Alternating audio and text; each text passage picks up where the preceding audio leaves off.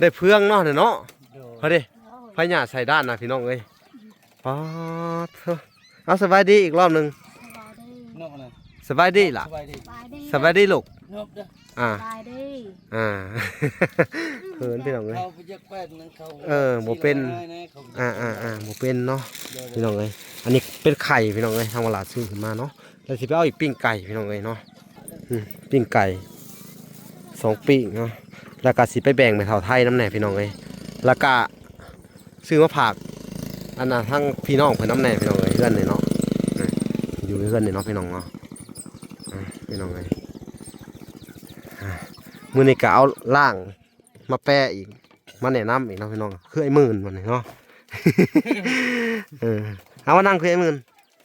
กินข้าวกินปลากันแล้วบ่นี่กินแล้วกินกับยังเราเนี่ยกินกับหน่อไม้โอ้กินกับหน่อไม้จ่าบังใครไปหา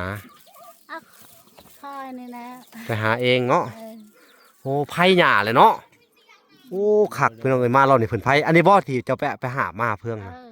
ป้าพี่น้องเอ้ยเพื่องอันนี้ขอนะพี่น้องเนาะโดยฮันเดโดยโอ้นี่ล่างเข้ากันได้เรื่องเลยเนาะโดยอันน่ะได้หลายเติบบ่จ่าบังหน่อไม้ฮะบ่ได้หลายมื้อนี้ข่อยมีของกินมาฝากเจ้าเด้อดีใจอยู่บ่เลยดีใจแล้วเอานกเบี้ยนกนี่โดยเอาขอบใจเนาะฝุ่นล่างเขาได้เรื่องมื้อนี้พี่น้องเอ้ยมีไข่เด้อมีไข่เด้อมีไข่เองเอานี่สบายดีบ่เอาสบายดีแล้วโดยขอบใจสิโอ้พี่น้องเอ้ยเสียได้ต่อบาทนี่เนาะอันนี้ไข่เด้อ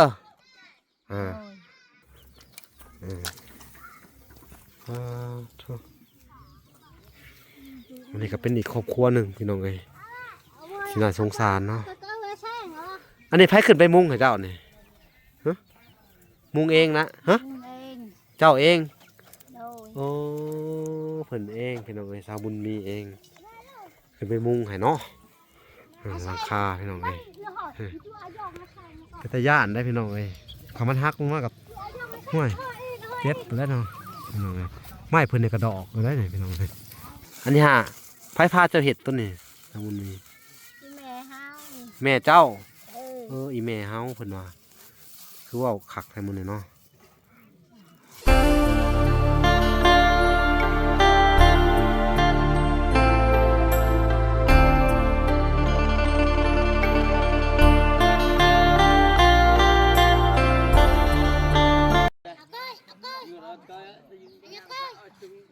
พี่น้องเอ้ยเนาะทางวลากาเดินทางมาฮอดเฮือนสาวมีแหละเนาะพี่น้องเนาะกัดสบายดีเนาะพ่อแม่พี่น้องเนาะเบิดสู่คนพี่น้องเอ้ยเนาะการยินดีเข้าสู่ช่อง YouTube บลาสายบุญเนาะคุณธรรมคือเก่าพี่น้องเอ้ยเนาะเส้นเก่าเส้นเคยพี่น้องเอ้ยเนาะมากับไอ้หมื่นสบายดีไอ้หมื่นสบายดีมื้อนี้ไอ้หมื่นก็สิมาเป็นล่างแปลภาษาอีกเนาะพี่น้องเอ้ยพุ่นทางกันสามีก็อยู่เทิงเฮือนเนาะพี่น้องเอ้ย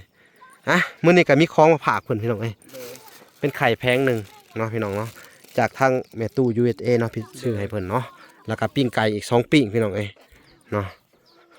ป้าพุ่นพี่น้องเอ้ยชาวบ้านมาตักน้ำกินพุ่นหาขึ้นเฮือนเลยเนาะพี่น้องเอ้ยเนาะพุ่นน่ะตัดภาพมันอยู่ทางอันเลยบุญมีขอขึ้นเฮือนหน่อยเด้อขึ้นโดยพอไปไอ้มือขึ้นไปดูขึ้นไปเยี่ยมยามเพิ่นดูมันจะได้เฮือนนี่พี่น้องเอ้ยโอ้ไผ่หญ้าใส่บ่ฮะเด้พี่น้องเอ้ยได้ไผ่หญ้าลีมึงน่ะคือน่ะเก่งได้เพื่องเนาะเนาะพอดิไผ่หญ้าใส่ด้านน่ะพี่น้องเอ้ยป๊าดเอาสบายดีอีกรอบหนึ่งสบายดีล่ะสบายดีลูกเขินพี่น้องเลยโมเป็นโมเป็นเนาะพี่น้องเลยอันนี้เป็นไข่พี่น้องเลยทางตลาดซื้อขึ้นมาเนาะแล้วสิไปเอาอีกปิ้งไก่พี่น้องเลยเนาะปิ้งไก่2ปิ้งเนาะ แล้วก็สิไปแบ่งไปเท่าไทยน้ำแหน่พี่น้องเอ้ยแล้วก็ซื้อมาฝาก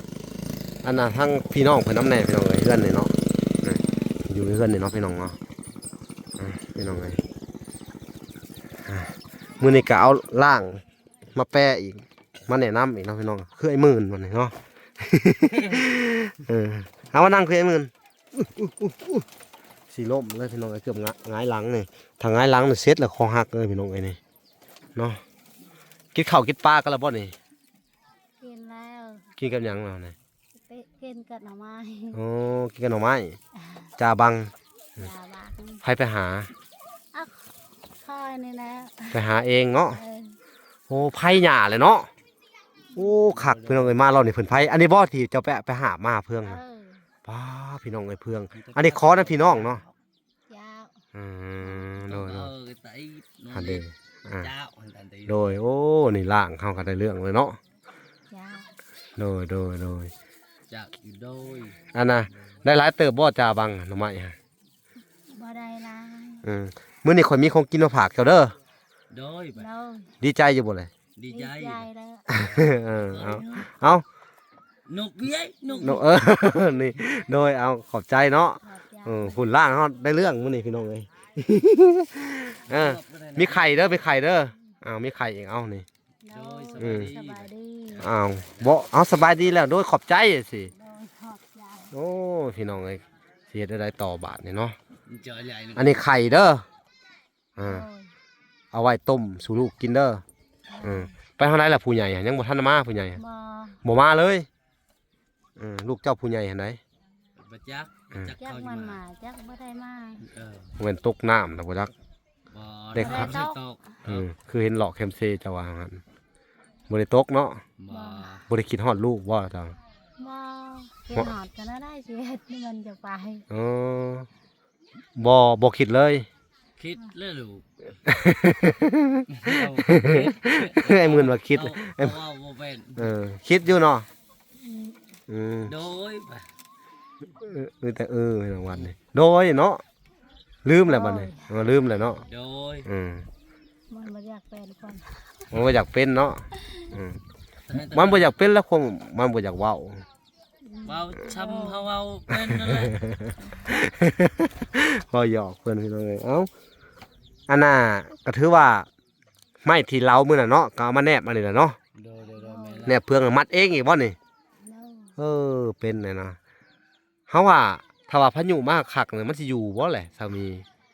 มันสิอยู่บ่แหละเนี่ย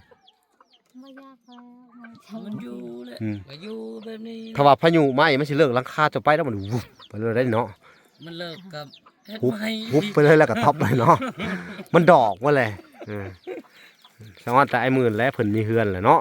ไอ้หมื่น thôi mẹ lại โดยก็ได้นี่แหละห้าหมื่นกะเนาะได้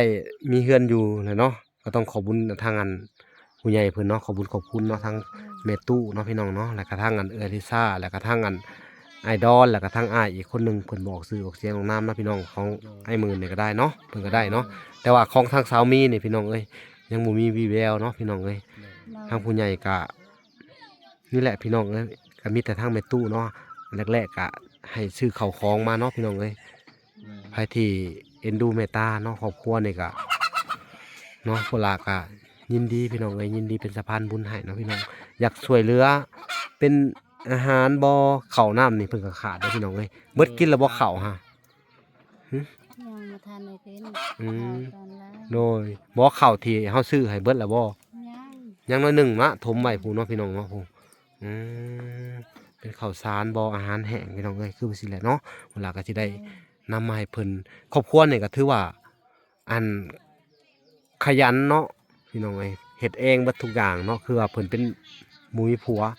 Nó. mẹ lại อยู่กันลูกเนาะอยู่กับลูก3คนลูกอีกคนหนึงก็ซำว่าขออนุญาตนำเนาะเป็นคนแบบว่าสติบ่ดีเนาะ đôi đôi แล้วก็คิดอยากไปไสก็ไปแม่นบ่ đôi mẹ lại sẽ Nó. đi แต่เจ้าก็ดีอยู่บ่เจ้าก็ได้หึดีเนาะ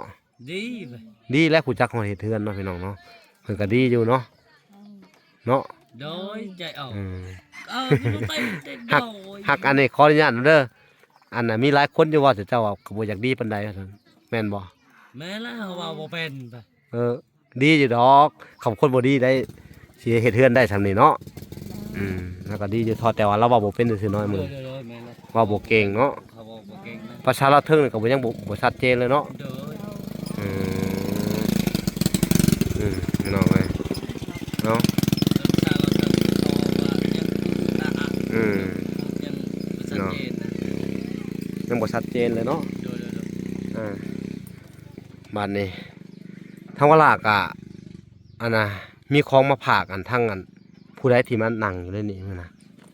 ฮู้บ่ที่มานั่งกัน เนาะ แปลภาษาอยู่นี่ ทางไหนก็แปลภาษามาทางไหนก่อนเนาะ อืม เอาปลาคุณให้ เออ ฮะ เอาคุณให้ ป้าจะนะป้าจะบ่ แม่แล้วปลาเจ้าละ เออห้องมาดูป้าจ้ะ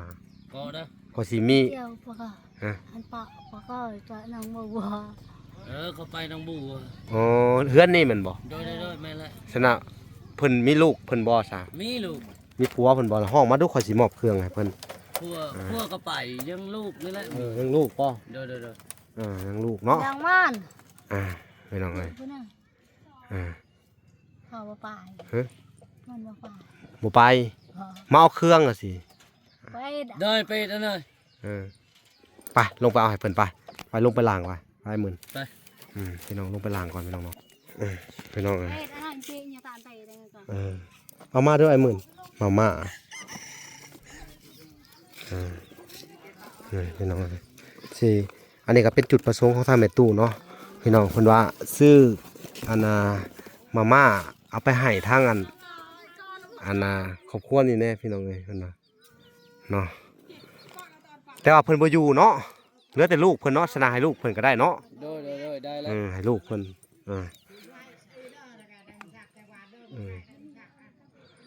จะใช้อะไรหุ่นลูกสาวเพิ่นที่มาเอาเลยพี่น้องเลยเนาะสบายดี โดยสวัสดี แม่ไปใช้อะไรแม่เจ้า แม่ไปแล้ว ไปทางไหนแล้วคือไปไวใช่ ไปบ้านเขา ฮะ ไปบ้านเขา ไปบ้านเขาโดยโอ้ไป ไปเบิ่งคนแบบว่าคนเจ็บนะ เราเป็นหมอแล้ว บ่เราไปโรงเขานะ โอ้ไปเยี่ยมยามพี่น้องป่วย แม่ พี่น้องบ่สบายเนาะ โดย พี่น้องเลยเยี่ยมยามพี่น้องบ่สบายเนาะพี่น้องเลยทางวลากะอันน่ะสิมอบมีให้เด้อ โดย มีกับอันน่ะปิ้งไก่พี่น้องเลยทีแรกว่าสิมอบให้แม่เจ้าหั่นแหละพี่น้องเลยพี่น้องเลยปิ้งไก่เด้อ2ปิ้งเด้อ โดยขอบใจ โดยแล้วก็มีอีกเด้อคือทางเจ้าในมื้อน่ะคอยซื้อให้ยังอยู่บ่โอเคแล้วเจ้าได้ไข่เด้อมื้อนี้เด้อแล้วก็ปิ้งไก่เนาะอันนี้เขาจะให้เจ้า10ห่อเด้อ อันนี้ได้เชียงคลืบ โดยนี่ยาขาวเมา10ห่อไม่ต้องเลย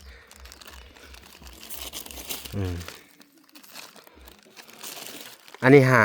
คือมื้อน่ะแม่เจ้ามาอัน มาแปลภาษา มาแปลภาษาเนาะมาน่ะให้เด้อผู้ใหญ่เพิ่นว่าให้ซื้อให้แม่เจ้าเนาะก็คืออันนั้นเนาะผู้ที่10ห่อเหลือ10ห่อแล้วก็ปิ้งไก่นำเด้อ โดยขอบใจเด้อ โดยโอเคเด้อ โดย โอเคเวลาก็ได้มอบให้ทั้งลูกเพิ่นเนาะพี่น้องเนาะก่อนอื่นเบิดก็ต้องขอบคุณทางแม่ตู้เพิ่นพี่น้องไงเนาะแม่ตู้ทาง USA เด้อซื้อไข่ให้นี่เด้อแม่ตู้เด้อ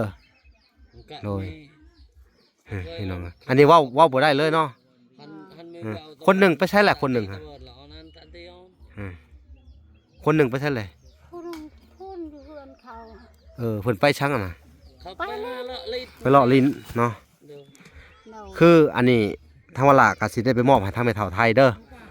โดย แล้วก็ปิ้งไก่อีก2ปิ้งพี่น้องเอ้ยเนาะนี่เนาะนี่แหละพี่น้องเอ้ยเฮือนซานของสาวบุญมีกะเป็นตาหน้าสงสารเนาะโอ้ไผ่หญ้านี่เจ้าแนบเพื่องนี่ได้จักแผ่นเลย ได้เจ็ด 7แผ่น ก็ โดย โดย โดยเนาะก็ถือว่าโอเคได้เก่งแล้วเนาะได้เขา7แผ่นเนาะแนบอีกมันสิสุดละครั้งอ่ะเนาะนี่พี่น้องเอ้ย ที่สุดแหละเก็บพญาเก่าเข้ามานำแน่พี่น้องเอ้ยเนาะ โดย ว่าหักคือว่าแล้วไม้มันดอกแล้วมันสิบ่หักทับหัวเจ้าบ่จะน้อยนี่มันดอกก็ได้ขาวถึงอ่ะจะต้องหาตัดไม้ใส่ไม้เนาะอืมโดยมันพี่น้องเอ้ยเป็นตาสงสารเป็นยังไงน่ะเจ็บเล็บ มันคอยเอาไป ไม่ครับไม่ทับ บ่ มือ น่าเกี่ยวเขา โอ้เกี่ยวข้าวแล้วเกี่ยวข้อมือเอง โด มันอะเกยว่าซั่นพี่น้องเอ้ย น้าก่อยอย่าก่อยcái tấu อืมอ่า เนาะ โดยเนาะ โดนไม่แปล อันนี้ก็มีแต่ยิ้มอย่างเดียวเนาะมีหัวของเขาเนาะเฮาก็ลืมสื่อแต่ลูกก็นั่งแดนเนาะลูกคนใหญ่เนาะ เออ นั่งแดนแหละนั่งอันนี้ แคน นั่งแคนนั่งแดนเนาะแล้วก็อีกอย่างอีกคนหนึ่ง แค อะ น อ๋อแคนแวนแดนเนาะลูกเจ้าแต่เจ้าน่ะอันน่ะเอ้ยบุญมีเนาะสื่อเจ้าเนาะ โดย เนาะอ้าวพี่น้องเอ้ยสื่อไปตะรวยขนาดเนาะสื่อบุญมีเนาะ บุ พี่ ญ น้อง มีชิรวยอยู่สื่อหักมันบ่รู้ เนาะเดี๋ยวกับเจ้าแล้วสื่อหมื่นเนาะ โดย เห็นคือมีเงินหมื่นเงินแสนน่ะ สื่อหักมีหัก โดยเอาสบายดีเอามาแต่ไสนี่ สวัสดี สบายดี แบบไหนแม่ เอ สบายดี อ แบบนี้ เนาะมีแต่คนนี่เนาะเอาเป็นน่ะเนาะมาแต่ไสน่ะ โด ลูก ย ไปมาแต่ไป มาแต่ทางใดน่ะ มาแต่ไปเล่นไปตีเด้อ อืมนี่แหละพี่น้องไอ้จักเสียจังไดบาทเลยเนาะคำถามต่อมาอีกพี่น้องไอ้ผมมีเลขไม้ที่ท่านเอิญเนาะ ทั้งแม่กับได้แต่โดยและบาทเนี่ยเนาะ โดย อ่า แม่ก็เว้าบ่เก่ง บ่เป็นหยังสู่ๆไปเด้อ โดย หัดเว้าเด้อหัดเว้าภาษาลาว เว้านั่นแหละ อืมโดยอย่างเดียวเนาะบัดนี้อันน่ะสิพายหญ้าต่อบ่มื้ออื่นเฮ็ดต่อเด้อยันฝนตกพี่น้องเอ้ยนี่แหละพี่น้องสภาพเพื่อนซ่านเพิ่นกะเถอะลำบากสุดๆเลยพี่น้องเอ้ยจักเสียจังไดเนาะเฮ็ดเองเบิดขอยสิได้ซ้ำนี่เนาะ โดย แม่นละก็เฮ็ดเองละก็ได้ซำนี้ อ๋อใครแต่ว่าเพิ่นยังฮู้จักความเนาะพี่น้องเนาะฮู้จักอันน่ะออกมาจากเฮือนนี่แหละพี่น้องเอ้ยน่าจะเป็นเฮือนนี่แหละนี่เฮือนตัวนี้เนาะ อยู่นี่ ออกมาจากอ้ายเนาะเฮือนอ้ายบ่ แม่นละแม่นละ อ่าเพิ่นก็ให้ลงมาให้อยู่ต่างเนาะคือว่าอะไรมันก็อยู่นอกกันบ่ได้เนาะเฮือนคนกันน้อยๆกันเนาะพี่น้องเอ้ยนี่สภาพเนาะนี่แหละเดี๋ยวเฮาสิให้ทุกคนเบิ่งเนาะนี่ ใจหนวก แนมทะลุเห็นเบิดเนาะทรงลำบากอยู่พี่น้องเอ้ยนี่เฮือนหลังนี้ก็ได้เนาะนี่พี่น้องเอ้ยพี่น้องเอ้ยพุ่นทางอันเฮือนแม่เฒ่าไทยก็คนก็หลายคู่หลายคนพี่น้องเอ้ยมาเอาน้ำในคุ้มนี่แม่นเบิดแหละเนาะ โดย เอาน้ำไปกินพี่น้องเลยเพื่อนก็ได้ก็ถือว่า ต้องขอบคุณทางอันผัวตู้แม่ตู้ทางอันครอบครัวอันเอื้อยลิซ่าพี่น้องเลยสวยจอหน้ามาด้านนั้นเนาะแต่ของเจ้านี่กะไปใส่น้ำทั้งเม็ดอันนั้นเนาะเม็ดเท่าไทยเนาะน้ำมาด้านนี่ โดย หาบใกล้บ่ ไกล กับบ่ใกล้นี่หาบมันนี่ประมาณนั้น30 เมตรพี่น้องเลย เดือนนี่ก็บ่ได้ไกลมีแต่ไป ปลาน้ำกินได้แต่ไปหาบใส่น้ำกินน่ะ เรากินไกลไปหา ใกล้บ่ ความห่วยผู้นี้คือ คำห่วยตัวนี้เนาะมีแต่ยิ้มเนาะแต่ก็ได้เนาะเป็นคนที่มักยิ้มเนาะอารมณ์ดีตลอดเนาะ พี่น้องเอ้ยยิ้มเก่งเนาะเว่าอย่างยังก็ยิ้มอย่างเดียวเนาะ พี่น้องเอ้ยลำบากกันทุกอ่ะสู้ๆเด้อเลยมีสักเสียจังใดพี่น้องเอ้ยเพิ่นก็ได้น่าสงสารเพิ่นลูกก็ได้เฮ็ดแนวน่ะคือเลอเลยละบัดนี่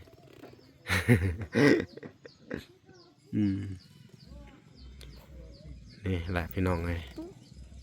ตดอีกอันแล้วนี่ยังว่าบาทนี่พี่น้องเลยกำลังสิถามว้าท้อเบิด ก็จะมาเห็ดกันแบบนี้เนาะพี่น้องนะนั่งซื่อๆโอ้ยตายแล้วพี่น้องเลยแย่แล้วแบบนี้เนาะต้นแห่กันดมละบาทนี่ ฮ่าโหเมื่อยเด้ โอ้ยเนาะอืม พี่น้องเอ้ย เอ้า สู้ๆเด้อ โดย เอาไปอันน่ะเฮ็ดให้เบิ่งในภายหน้าไปเฮ็ดเป็นบ่เลยแนบให้เบิ่งในเพื่องอ่ะไปไปเบิ่งแนบให้เบิ่งแน่พี่น้องเอ้ยไปสิไปเบิ่งเพิ่นแนบเพื่องพี่น้องนี่ไปหาบมาบ่มื้อน่ะฮะบ่ก็ไกลหนึงเบิดมื้อนี่เนาะไปเอานี่พี่น้องเอ้ยเพิ่นก็สิใส่นะบ่มันบ่เต็มอ่ะอันนี้ก็เป็นผ้าบัดยังข้างนี่ยังบ่พอเนาะพี่น้องเอ้ยเพิ่นสิแนบเพื่องให้ทางเวลาเบิ่งพี่น้องเอ้ยโอ้นี่ได้ไม้ต้นนี้มาเนาะ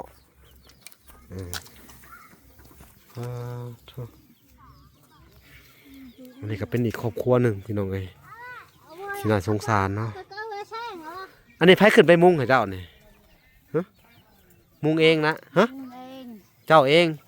โดย โอ้เพิ่นเองพี่น้องเอ้ยสาวบุญมีเองขึ้นไปมุงให้เนาะหลังคาพี่น้องเอ้ยก็ตะย่านได้พี่น้องเอ้ยเขามันฮักลงมากับห้วยเจ็บไปแล้วเนาะพี่น้องเอ้ยไม้เพิ่นในกระดอกเลยนี่พี่น้องเอ้ยไม้ใหม่ๆอยู่แต่หมอกมันกินเนาะพี่น้องเนาะนี่เพิ่นก็เอานี่คัดนี่เนาะนี่เขาเอิ้นว่าอันนี้ฮะปั้นลมมันเนาะบ่ให้ลมพัดไปสิเนาะพี่น้องเนาะนี่ตัวนี้นี่เขาจะเอาไม้ล็อกไว้เนาะ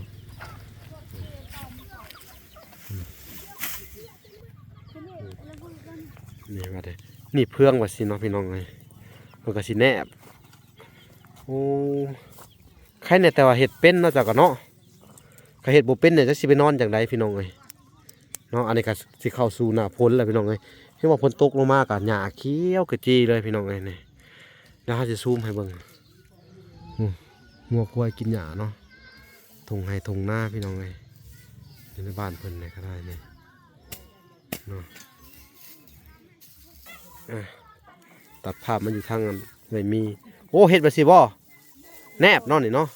โดย โอ้แนบเพื่องพี่น้องเห็ดแบบนี้เนาะเป็นอยู่ได้พี่น้องเลยพี่น้องเลย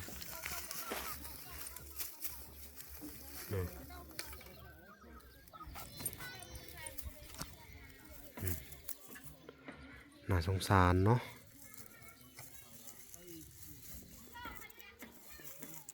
จักเสียจังไรพี่น้องเลย ไปอะไรหนึ่งเจ็ดอะไรก็ตลกแล้วคือเนี่ย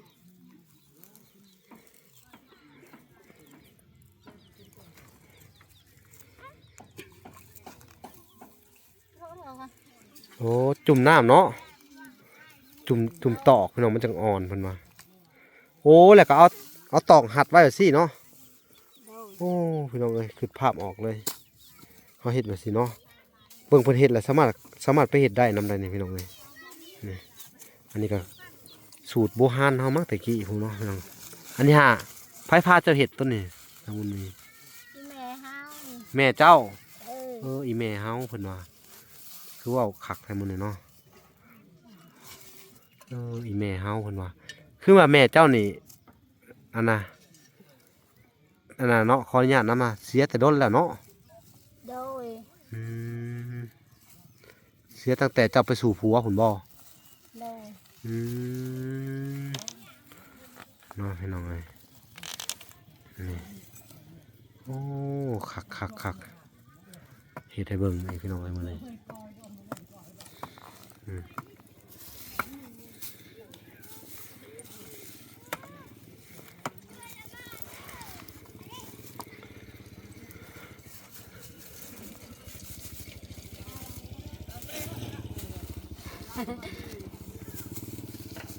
เจ้าเราองค์กระจังที่เก็บจัก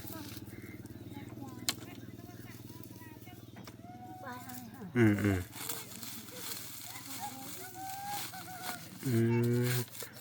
อันนี้เพิ่นได้จังไห้เฮาอันนี้ฮะเพื่องนี่ อายคอย อืมโดย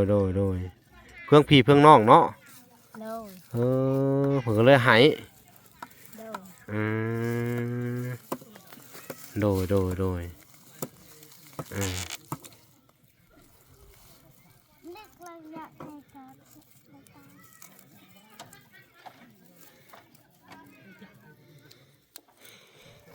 พี่น้อง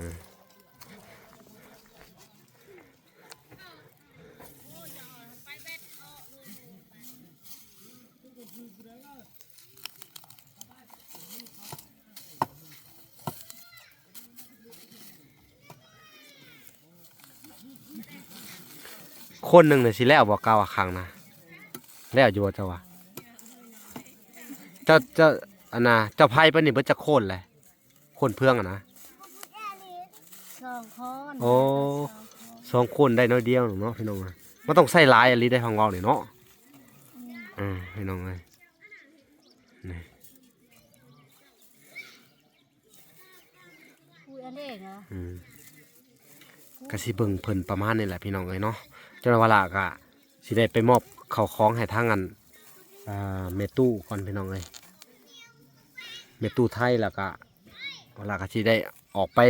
หับไม้อีกเทื่อหนึงเนาะพี่น้องเนาะเพราะว่าทางอันสั่งไม้เพิ่นมาส่งไม้ให้ทางอันไอ้หมื่นเนาะพี่น้อง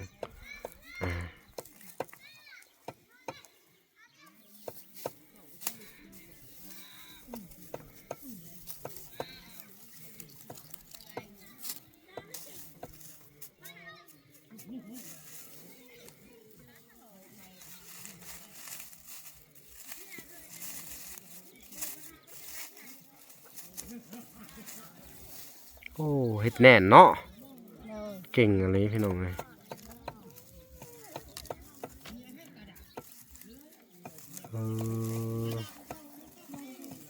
ต้องม่วนเข้าไปสั้นเนาะลักษณะการเห็ด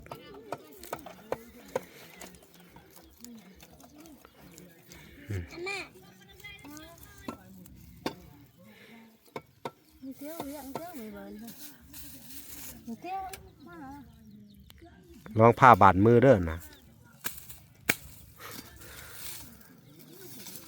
เด็กจะแบบนี้ค่ะ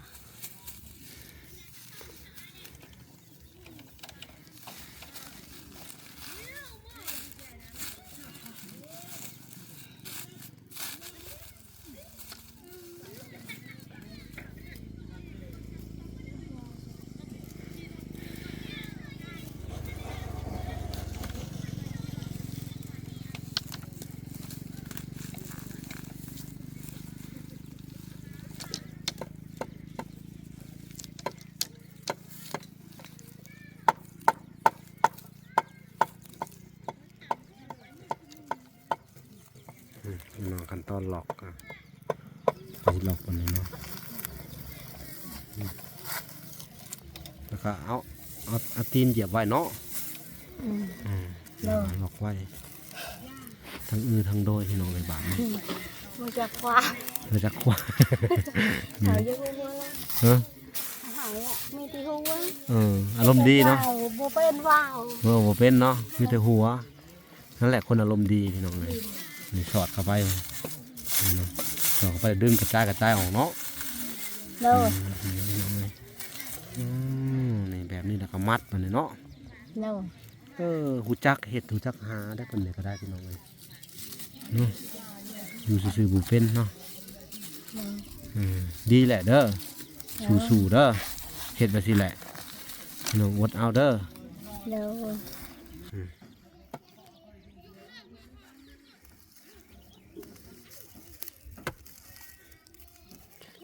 ก็ยังดีแต่ว่าเพิ่นมีความหูติดตัวมาเนาะจากอันทั้งแม่เนาะแม่สอนให้เนาะทั้งไผหญ้าทั้งอันนั้นเนาะ โดย เฮาสารกับตากระบุ้งนี่เป็นบ่ บ่ได้เป็นแล้ว บ่เคยตัวนั้นเนาะโอ้มีแต่เห็ดตัวนี้พอเป็นเนาะ บ่เป็น อืม เอาล่ะใช้ด้านสาล่ะบ้านใช้ด้านสาล่ะ เลยเอาเพื่องลงมาใหม่บ่ โดย อืม เล่นให้มันชุด โอ้นี่มันชุดไปเลย โดย พี่น้องเอ้ย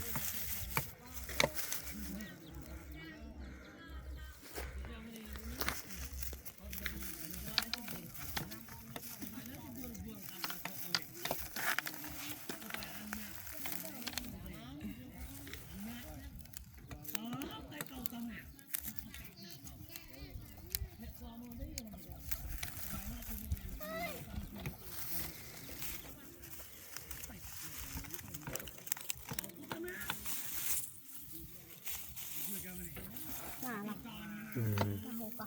เฮ็ดได้ตัดถิ่มบ่ซั่นน่ะปาดถิ่มเนาะ เลย อืมคือบ่ห้องยันผ้ามันน่ะนะบ่ห้องก็ได้เนาะอืม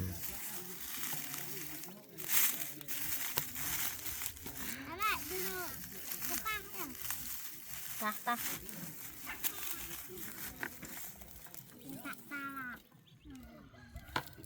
ตาเอา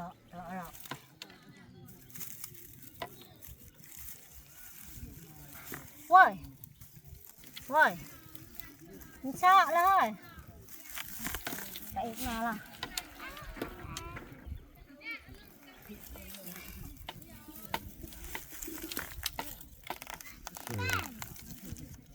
อีนั่นชะล่ะเห็นแม่หนูขายได้ เบิดแล้วบ่เบิดแล้วเนาะพี่น้องเอ้ยทั้งเวลาก็นี่แหละพี่น้องเอ้ยก็สิเลาะให้เบิ่งพี่น้องให้ทุกคนเบิ่งก็สิประมาณนั่นแหละเฮือนเพิ่นพี่น้องเอ้ยเนาะ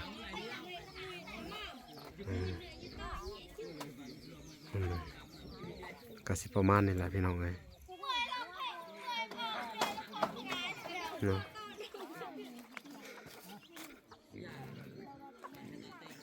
มันสร้างโอ้ยังมีอยู่เนาะพี่น้องเอ้ยเอาเก็บไว้เด้อบัดนี้บัดน่ะจะเสียให้มันเบิดเลยบ่หรือว่าสิเอาเก็บไว้อีกเห็นมันเบิดมันว่าพี่น้องเอ้ยนี่ยังกงๆอยู่พี่น้องเอ้ยยังด้านนี่เนาะยังข้างนี่เนาะโดทั้งโดยอยู่แหละพี่น้องเอ้ยเอ้าโอเคเด้อทางเวลากะสิได้ขอตัวก่อนเนาะก่อนอื่นเบิดกะอันนี้ข้าวคล้องนี่เป็นของอันน่ะแม่ตู้เด้อแม่ตู้ USA เด้อเพิ่นซื้อให้เด้อโดยขอบใจเพิ่นแน่เด้อได้บ่ขอบคุณเพิ่นได้บ่บ่เป็นเลยเอาเว้าน้ำหลังว่าหลาเด้อขอบคุณเด้อสิ ขอบคุณเลย แม่ตู้ แม่ตู้ USA เอ้ย ฮะ USA USA USA พอแล้วพี่น้องเลย สิซื้ออันไข่ไห้แล้วปิ้งไก่ ซื้อไข่ให้และกินกัน ขอให้แม่ตู้อยู่ดีมีแฮง ให้แม่ตู้อยู่ดีมีแห้ง ความเจ็บอย่าได้ ความเจ็บอย่าได้ ความไข่อย่ามี ทำไข่อย่ามี อายุมั่นขวัญยืนเด้อสิ มันพันยืนเลย สาธุพี่น้องเลยเนาะทางเพิ่นกะเว้าบ่เป็นเนาะทางอันน่ะเอื้อยบุญมีพี่น้องเอ้ยกะนี่แหละเว้านำลังว่าละเนาะต้องขอโทษขออภัยนำแม่ตู้เด้อเนาะขอให้แม่ตู้อยู่ดีมีแฮงเนาะความเจ็บอย่าได้ความไข้อย่ามีเนาะปราศจากโรคภัยไข้เจ็บเนาะมีแต่ความสุขความเจริญเนาะขอให้บุญรักษาเทวดาคุ้มครองแม่เพิ่นเนาะให้มีอายุเนาะมันยืนเนาะสาธุเนาะโอเคพี่น้องเอ้ยทางว่าละกะสิได้ขอตัวลำลาก่อนพี่น้องเอ้ยคลิปนี้กะสิบ่ได้เบิ่งเพิ่นไผเบิดเนาะแล้วก็สิได้เข้าไปเยี่ยมยามเมตู้ไทยแล้วก็สิได้เข้าไปจ่ายไม้เนาะจ่ายค่าไม้ให้ทั้งครอบครัวไอ้หมื่นต่อพี่น้องเอ้ยโอเคพบกันใหม่คลิปหน้าเนาะคลิปนี้ขอกล่าวคำว่าสบายดีเด้อและสวัสดีพี่น้องเอ้ยบ๊ายบาย